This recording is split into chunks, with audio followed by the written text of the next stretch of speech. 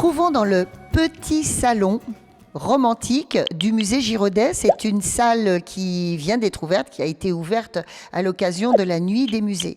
Et dans cette salle se trouvent des œuvres, donc des bronzes, qui ont été restaurées. Souvenez-vous de cette catastrophe de 2016. Christelle va nous raconter ce que deviennent ces œuvres, en fait. Eh bien oui, vous savez, depuis cette inondation de 2016 qui a impacté tout notre musée, malheureusement, beaucoup d'œuvres ont été saccagées avec cette inondation. Et là, en l'occurrence, cette petite salle où on retrouve tous ces bronzes qui ont été restaurés par pas mal de collaborateurs et de partenaires, donc qui reviennent dans cette petite salle qu'on peut découvrir maintenant. Suite à la restauration, voilà, on peut les retrouver maintenant exposées à ce musée. Voilà, et ces œuvres, il n'y en a que 35% à l'heure actuelle qui sont restaurées, c'est bien ça? Tout à fait, malheureusement, voilà, 35% des œuvres du musée restaurées, avec un bilan à plus d'1,5 million chiffré, c'est énorme et on n'en a pas fini, hein, vous voyez, 35%. L'agglomération montargoise se mobilise chaque année, voilà, pour continuer à retrouver nos œuvres petit à petit dans ce musée. Voilà, alors Sidonie, elles sont où ces œuvres à l'heure actuelle? Elles sont dans plein d'ateliers spécialisés à travers la France?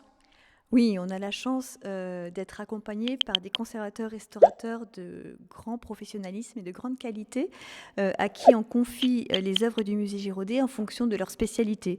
Peinture, sculpture, papier. Vous étiez là en 2016? Je crois que... mais vous avez sauvé les œuvres. Rappelez-nous cette période.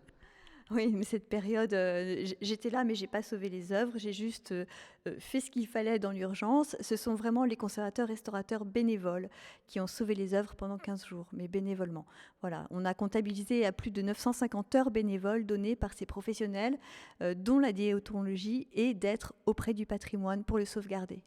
Et donc ces gens avaient les jambes dans la flotte. C'est ça, dans la boue, dans la flotte, en train de ramasser les œuvres d'art dans la réserve. Dans la réserve, il y avait une grosse porte, mais néanmoins, ça n'a pas suffi, c'est ça? Non, c'est un état de fait un peu complexe, un tuyau d'aération par lequel l'eau qui était dans la cour de l'hôtel communautaire s'est engouffrée. Donc c'est pas simplement de l'eau qui monte petit à petit, c'est de l'eau qui s'engouffre comme un karcher. Alors, il n'y a pas que ces bronzes, il y a également des peintures. On va aller les voir.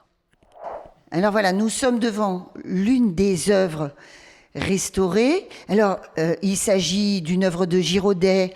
Alors, c'est un autoportrait, en fait. Il se peint lui-même en train de peindre Pygmalion et Galatée. Mais dites-moi, Sidonie, le truc, c'est qu'il n'y en a que 35% à l'heure actuelle qui sont restaurées. Qu'est-ce qu'elles vont devenir? Elles vont retourner dans les réserves, en fait, les œuvres? Non, elles sont déjà dans les réserves. En fait, on a plus de 8000 objets au musée.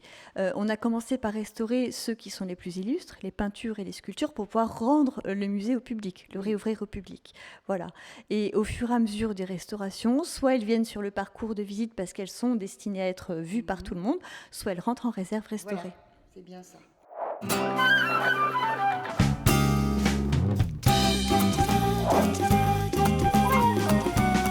Nous sommes dans la salle Henri de Triquetis. C'est une salle qui a été ouverte en 2023. Autant dire qu'elle est toute récente. Et à mes côtés, il y a Christelle Oliveira, qui est la vice-présidente à la culture de l'agglomération et qui est particulièrement fière d'être ici et très contente parce qu'elle est élue à Conflans. Et Triquetis est un enfant de Conflans-sur-Loing. Mais tout de suite, je me retourne vers Sidonie Lemeufretto, la directrice de ce musée, pour qu'elle nous dise deux petits mots sur Triquetis. Oui, on parle beaucoup de Giraudet au musée Giraudet, forcément, mais il ne faut pas oublier notre Henri de Triquetis, c'est quand même la deuxième grande figure du musée. Un sculpteur romantique, un sculpteur qu'on appelle le sculpteur des princes, puisqu'il a travaillé pour la famille d'Orléans et Victoria, la reine, pardon, Victoria. Bon, très bien. Alors, tout de suite, là, on s'est mis devant cet homme, ce gisant, et vous avez dit, ah oui, que c'est un très bel homme. Comment s'appelle-t-il? Ah, c'est Ferdinand. Ah, c'est Ferdinand. Bah oui. Ferdinand d'Orléans, le prince mort trop jeune, trop beau, trop vite. Alors, on reviendra peut-être un jour parler plus longuement de l'œuvre de Triquetti. Mais là, si nous sommes ici avec Christelle Oliveira, c'est pour parler un petit peu de la politique de l'agglomération vis-à-vis de ce musée et de tout ce qui va se faire prochainement parce qu'il y a des nouveautés. Oui, l'agglomération montargoise s'engage toujours en bonne et due forme de soutenir le musée financièrement, ne pas rabaisser les subventions. C'est un budget qui a été maintenu et que le président a décidé de maintenir Pour toute la culture, d'ailleurs. pour toutes les affaires culturelles, que ce soit musée, médiathèque, maison de la forêt. Voilà, c'est important d'ouvrir la culture aux gens pour l'agglomération montargoise et d'avoir cette visibilité pour nous. C'est beau parce que je crois qu'il y a d'autres institutions ces temps derniers qui sont illustrées justement dans l'autre sens, en sabrant largement dans leur budget. Tout à fait, oui, là-dessus, oui, on a énormément de chance que le président maintienne nos subventions et qu'il ne les revoie pas à la baisse. Malheureusement, c'est le nerf de la guerre en ce moment et bon, on a de la chance. Alors, il y aura la fermeture du musée pendant 1 mois et il va rouvrir avec plein de nouveautés. Quelles sont-elles? Tout à fait. Alors, c'est quand d'ailleurs? Il rouvrira quand? Alors, le musée rouvrira le 9 avril, suite au décrochage, raccrochage à cause voilà, de l'exposition qu'on a eue dernièrement, voilà, Gros et Giraudet.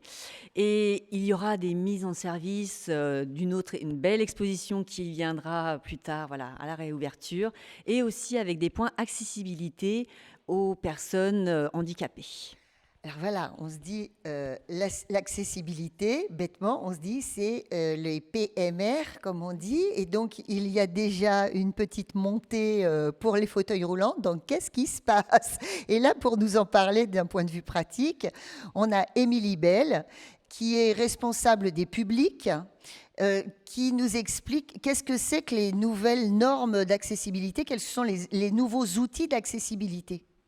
Oui, effectivement, tout un ensemble de nouveautés autour de l'accessibilité qui sont prévues donc, au musée pour le printemps. Donc, c'est tout à fait ce que vous dites. C'est pas que voilà, l'accessibilité physique avec les rampes ou l'ascenseur, mais c'est aussi pouvoir avoir des offres qui sont accessibles à tous ou en tout cas au plus grand nombre. Donc, on va avoir par exemple un parcours tactile en salle. On va aussi proposer un livret en facile à lire et à comprendre. On aura des vidéos en langue des signes française et plein d'autres choses, voilà, comme ça qu'on va proposer au public afin d'essayer d'atteindre toujours plus d'accessibilité pour nos publics. Et alors, Sidonie, on se disait que cette histoire d'accessibilité des œuvres, de façon de les lire autrement, c'est bien pour tout le monde en fait. Oui, c'est bien pour tout le monde parce que souvent on est freiné par notre visite au musée par plein de choses qu'on se fait dans la tête. Il n'y a pas de raison et l'accessibilité est là aussi pour en fait dénouer toutes ces peurs. Voilà, donc le tactile, de toute façon, tout ça, c'est une façon d'expliquer simplement les œuvres. Expliquer et les rendre accessibles au plus grand nombre. On est très attentif au musée Giraudet à ce que vraiment tout le monde se sente à l'aise au musée, quelle que soit son origine, ses goûts, ses couleurs, ses choix. Voilà, le musée est vraiment là pour tous. Néanmoins, Émilie, on parlait de mobilité.